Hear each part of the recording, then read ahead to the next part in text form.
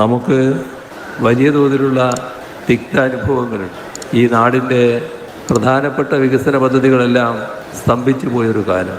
ഇവിടെ ഒരു പദ്ധതിയും വരില്ല എന്നെല്ലാം ആളുകൾ ശപിച്ചു കഴിഞ്ഞിരുന്നൊരു കാലം. അതിൻ്റെ തുടർച്ചയായാണ് 2016 LDF സർക്കാർ അധികാരത്തിൽ വരുന്നത്. ആ ശാപ അന്തരീക്ഷമേ മാറിപ്പോയി.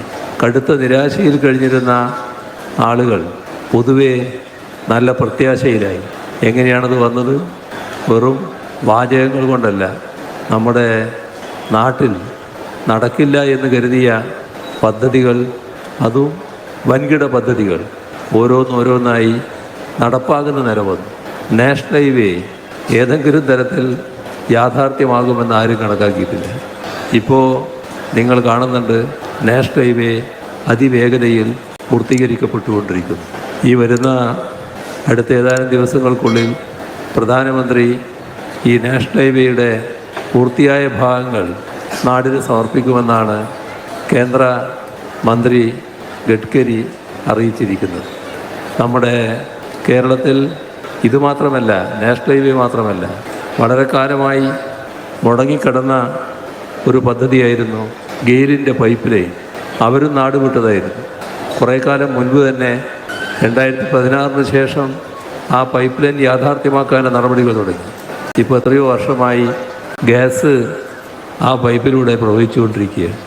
നമ്മുടെ നാട്ടിൽ ഉപേക്ഷിക്കേണ്ടി വന്ന ഒരു പദ്ധതിയായിരുന്നു power highway, Edamon Kochi power highway. നാട്ടിലേക്കുള്ള വൈദ്യുതി കൊണ്ടുവരാനുള്ള ലൈനാണ്. ഉപേക്ഷിച്ച് പവർ ഗ്രിഡ് കോർപ്പറേഷൻ സ്ഥലം വിട്ടു. 2016 LDF സർക്കാർ വന്നപ്പോൾ അവരെ തിരിച്ചു വിളിച്ചു, പണി ആരംഭിക്കാൻ പറഞ്ഞു. ഇപ്പോൾ ആ ലൈനിലൂടെ വൈദ്യുതി പ്രവഹിക്കുന്നു.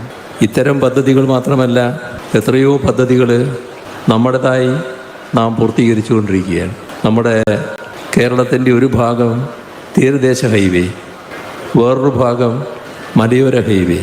രണ്ടിനും കൂടി 10,000 കോടി രൂപ സംസ്ഥാന സർക്കാരാണ് ചെലവിടുന്നത്.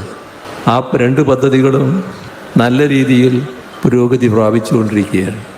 അതോടൊപ്പം കോവളത്ത് നിന്ന് ബേക്കലിലേക്ക് എത്തുന്ന ജലപാത വൻപിച്ച മാറ്റം കേരളത്തിലെ ടൂറിസം രംഗത്തുണ്ടാക്കുന്ന ഒന്നാണ്. കാരണം 600 കിലോമീറ്ററോളം, ഇപ്പോൾ ആദ്യഘട്ടത്തിൽ അത്രത്തോളം ഉണ്ടാവില്ല, ചേറ്റൂർ വരെയായിരിക്കും. എങ്കിലും അത്തരമൊരു ബോട്ട് യാത്ര നടത്താൻ ടൂറിസ്റ്റുകൾക്ക് അവസരമുണ്ടാവുക എന്ന് പറയുമ്പോൾ അത് ടൂറിസ്റ്റുകൾക്കാകെ ഒരു ഹരമായി മാറും. LDF സർക്കാർ അധികാരത്തിൽ വന്നതുകൊണ്ടും ആ സർക്കാരിനെ ജനങ്ങൾ തുടർഭരണം സമ്മാനിച്ചതുകൊണ്ടുമാണ് ഈ കാര്യങ്ങളെല്ലാം പ്രാവർത്തികമാക്കാൻ കഴിഞ്ഞത്. അതുതന്നെയാണ് ഈ പാലത്തിൻ്റെയും അവസ്ഥ എന്ന് നമ്മൾ കാണും. ഇപ്പോൾ നമ്മുടെ കേരളത്തിൽ റോഡുകൾ, പാലങ്ങൾ, ഓവർബ്രിഡ്ജുകൾ, ഫ്ലൈ ഓവറുകൾ എല്ലാം വൻതോതിലല്ലേ വന്നത്. കേരളത്തിലെ പാലങ്ങൾ 150-ലധികമായി എന്താണ് ഈ അടുത്ത കാലത്ത് പുറത്തു വന്ന കണക്ക്. 100 പാലാണ് നേരത്തെ കണക്കാക്കിയതെങ്കിൽ വളരെ നേരത്തെ തന്നെ 3 വർഷമാകുമ്പോൾ തന്നെ ആ 100 പാലങ്ങൾ പൂർത്തീകരിക്കാൻ കഴിയും. ഇതൊക്കെ നാടിനോട് പ്രതിബദ്ധതയുള്ള മുന്നണി നാട് ഭരിക്കുന്നു എന്നതുകൊണ്ട് മാത്രം ഉണ്ടായൊരു കാര്യമാണ്. എല്ലാവരും ഒരുപോലെയായിരുന്നുവെങ്കിൽ 2011-16 കാലത്ത് നമ്മുടെ നാട് വല്ലാതെ പുറകോട്ട് പോകില്ലായിരുന്നു. നമ്മുടെ നാടിന് ഒരു രംഗത്തും മുന്നേറ്റമുണ്ടാക്കാൻ കഴിയാത്ത അവസ്ഥ ആ കാലത്ത് വന്നത് എല്ലാവരും ഒരുപോലെ അല്ലാത്തത് കൊണ്ടാണ്. ഇവിടെ നാടിൻ്റെ വികസനത്തിൽ താല്പര്യം വേണം, ജനങ്ങളോട് പ്രതിബദ്ധത വേണം. നമ്മുടെ നാട് ഇന്നെല്ലാ മേഖലയിലും നല്ലതുപോലെ അഭിവൃദ്ധിപ്പെട്ടു നിൽക്കുകയാണ്. ഈ പശ്ചാത്തല സൗകര്യ വികസനം എങ്ങനെയാണ് യാഥാർത്ഥ്യമാക്കാൻ നമുക്ക് കഴിഞ്ഞത്? ഇവിടെ പറഞ്ഞു, കിഫ്ബിയാണ് ആദ്യം 100 കോടി രൂപ അനുവദിച്ചത് എന്ന്. ആ കിഫ്ബി 2016 LDF സർക്കാർ പുനർജീവിപ്പിച്ച ഒരു സംവിധാനമായിരുന്നു. കിഫ്ബിയുടെ സഹായത്തോടെ പദ്ധതികൾ യാഥാർത്ഥ്യമാവുകയാണ്. 2021 5 വർഷം പൂർത്തിയായി. ആ 5 വർഷം പൂർത്തിയായപ്പോൾ നാം കണ്ടത് 50 അല്ല 62,000 കോടി രൂപയുടെ പദ്ധതികളാണ്.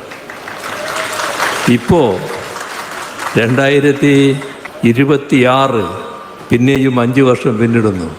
ഇപ്പോഴെത്രയാ? 1,10,000 കോടി രൂപയുടെ പദ്ധതികളിലേക്ക് എത്തിയിരിക്കുന്നു. എവിടെ നോക്കിയാലും അതിൻ്റെ സാക്ഷ്യപത്രങ്ങൾ കാണാം. സ്കൂളുകളായി, ആശുപത്രികളായി, റോഡുകളായി, പാലങ്ങളായി, ഓവർബ്രിഡ്ജുകളായി, ഫ്ലൈ ഓവറുകളായി, വിവിധ രീതിയിലുള്ള പദ്ധതികളായി ഇതെല്ലാം നാടിൻ്റെ മുന്നിൽ നിൽക്കുകയാണ്. നമ്മുടെ സാധാരണഗതിയിലാണെങ്കിൽ ഒരു 50 വർഷത്തിന് ശേഷം പൂർത്തിയാക്കാൻ കഴിയുന്നതായിരിക്കും. അപ്പോൾ 50 100 വർഷം കൊണ്ട് പൂർത്തിയാക്കാൻ കഴിയുന്ന കാര്യങ്ങൾ 10 വർഷം കൊണ്ട് നമുക്ക് പൂർത്തിയാക്കാൻ കഴിഞ്ഞുവെങ്കിൽ അതിന് കാരണം നാടിനോടുള്ള പ്രതിബദ്ധത LDFന് വേണ്ടത്ര ഉണ്ട് എന്നത് തന്നെയാണ്. ഏത് രംഗമെടുത്താലും അഭിവൃദ്ധിപ്പെട്ടതായി കാണാൻ നമുക്ക് സാധിക്കും. വിദ്യാഭ്യാസ രംഗം, അത് പൊതുവിദ്യാഭ്യാസ മേഖലയായാലും ഉന്നത വിദ്യാഭ്യാസ മേഖലയായാലും വലിയ തോതിൽ മെച്ചപ്പെട്ടിരിക്കുന്നു. നമ്മുടെ ആരോഗ്യരംഗം, രാജ്യവും ലോകവും ശ്രദ്ധിക്കുന്ന അവസ്ഥയിലേക്ക് നമ്മുടെ ആരോഗ്യരംഗം മെച്ചപ്പെട്ടിരിക്കുന്നു എന്നാണ് കാണാൻ നമുക്ക് സാധിക്കുക. നമ്മുടെ ഫിഷറീസ് രംഗം വലിയ തോതിൽ മാറ്റം കുറിക്കാൻ നമുക്ക് കഴിഞ്ഞിരിക്കുന്നു. വലിയ പദ്ധതികൾ നടപ്പാക്കാൻ നമുക്ക് കഴിഞ്ഞിരിക്കുന്നു. നമ്മുടെ കാർഷിക രംഗം നേരത്തെ വളർച്ച പിന്നോട്ടായിരുന്നു. ഇപ്പോൾ അതിശയകരമായ അഭിവൃദ്ധി നേടാൻ നമുക്ക് കഴിഞ്ഞിരിക്കുന്നു. നമ്മുടെ സാമൂഹ്യ രംഗം, അവിടെ ആശ്വാസ നടപടികൾ സ്വീകരിക്കൽ ഇന്ന് രാജ്യത്തിന് തന്നെ മാതൃകയായി കേരളം നിൽക്കുന്നു. പ്രഖ്യാപനത്തിലല്ല, ആ പ്രഖ്യാപനം യാഥാർത്ഥ്യമാക്കുന്നതിലാണ് LDF സർക്കാർ എപ്പോഴും ശ്രദ്ധിച്ചിട്ടുള്ളത്. അതുകൊണ്ടാണ് 600 രൂപയുണ്ടായിരുന്ന സാമൂഹ്യക്ഷേമ പെൻഷൻ 2021 ആയപ്പോൾ 1,600ലേക്കും 2026 ആകുമ്പോൾ 2,000ലേക്കും എത്തി നിൽക്കുന്നു. ഇതിനെയെല്ലാം പുച്ഛിക്കുന്ന ആളുകൾ നാട്ടിലുണ്ട്. പക്ഷേ LDFന് അത്തരത്തിലുള്ള പുച്ഛമനോഭാവമല്ല. ഇതൊക്കെ നമ്മുടെ നാടിൻ്റെ യഥാർത്ഥ മക്കൾക്ക് അവർക്ക് അവകാശപ്പെട്ടൊരു കാര്യം നൽകുന്നു എന്ന് മാത്രമേ ഞങ്ങൾ കാണുന്നുള്ളൂ. ഏതെങ്കിലും തരത്തിലുള്ള ഒരു സൗജന്യമായല്ല ഇതിനെ കാണുന്നത്. എല്ലാ പ്രദേശങ്ങളും ഒരേപോലെ മെച്ചപ്പെട്ടു വരുന്നു. ഈ 10 വർഷം കൊണ്ട് നാം നേടിയിട്ടുള്ള നേട്ടങ്ങൾ പരിശോധിച്ചാൽ വികസനത്തിൻ്റെ സ്പർശമേൽക്കാത്ത ഒരു പ്രദേശവും ഉണ്ടാകില്ല.